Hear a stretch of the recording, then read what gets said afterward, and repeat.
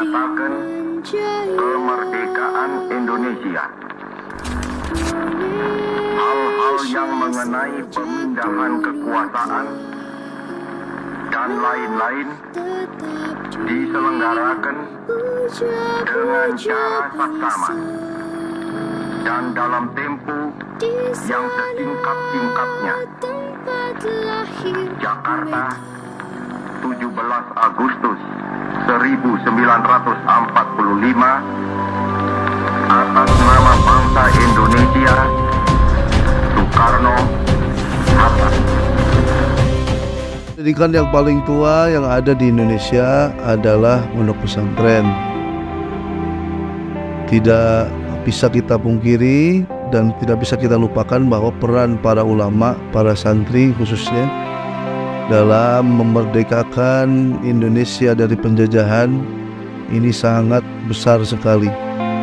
Jadi ketika kita merayakan 17 Agustus, seperti sama saja kita merayakan perjuangan para ulama, merayakan perjuangan para santri dalam membela negara kesatuan Republik Indonesia. Tidak kurang di zaman itu para kiai-kiai yang menjadi komandan-komandan militer dan santri-santrinya sebagai prajurit. Kita mengenal ada Laskar Hizbullah, ada Laskar Sabilillah. Dan tidak hanya ketika zaman penjajahan saja, sampai setelah selesainya penjajahan dengan merdekanya Indonesia di tanggal 17 Agustus, kemudian ada agresi militer yang kedua dari Belanda. Ini para kiai, para santri juga berkumpul sampai beliau Mbah Hasyim Asy'ari mengeluarkan resolusi jihad pada tanggal 22 Oktober yang nantinya dijadikan sebagai Hari Santri Nasional. Ini erat kaitannya. Jadi kemerdekaan Indonesia sangat erat kaitannya dengan para kiai, sangat erat kaitannya dengan para santri.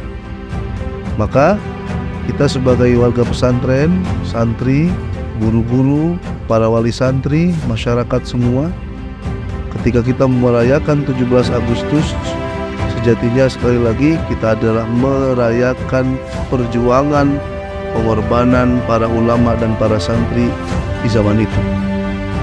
Kemudian selanjutnya untuk mengisi kemerdekaan ini, sudah 78 tahun Indonesia merdeka, tentu adalah waktu yang usia yang memang sudah cukup lumayan. Bagaimana kita sebagai generasi sekarang ini bisa mengisi kemerdekaan ini dengan hal-hal yang bermanfaat. Kita tidak antipati dengan budaya dari luar, namun kita harus menyaring. Apalagi di zaman sekarang, zaman teknologi, zaman media sosial, banyak budaya-budaya barat yang mungkin bisa menghilangkan atau menindas budaya kita. Budaya sopan santun, budaya saling menghormati, gotong royong, budaya tata krama dalam berpakaian, dalam bersikap, dalam berbicara.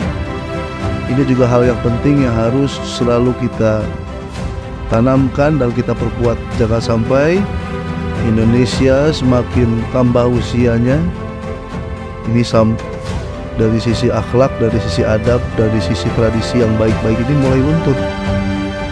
Inilah pentingnya pesantren dan para kiai serta para santri yang memang bisa menjaga murni apa yang telah diajarkan oleh orang-orang tua kita dahulu. Jadi kita sebagai santri wajib mengisi hari-hari kita, wajib mengisi waktu dan zaman kita sekarang ini untuk menjadi orang-orang yang bermanfaat bagi nusa, bangsa, dan juga agama.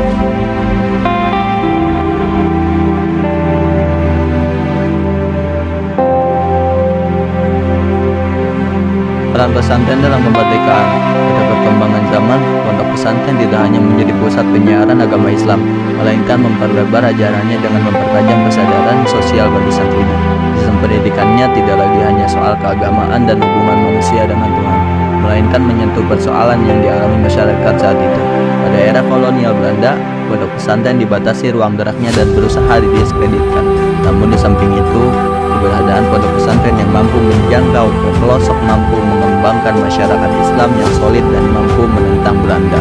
Pada akhirnya, kelompok ini menjadi salah satu garis pertahanan dalam melawan penjajahan dan merebut kemerdekaan dari masa kolonial Belanda hingga Jepang. Salah satu contoh adalah pesantren pimpinan Kiai Haji Zainal Mustafa di Singaparna, Tasikmalaya, yang mengadakan perlawanan pada era penjajahan Jepang.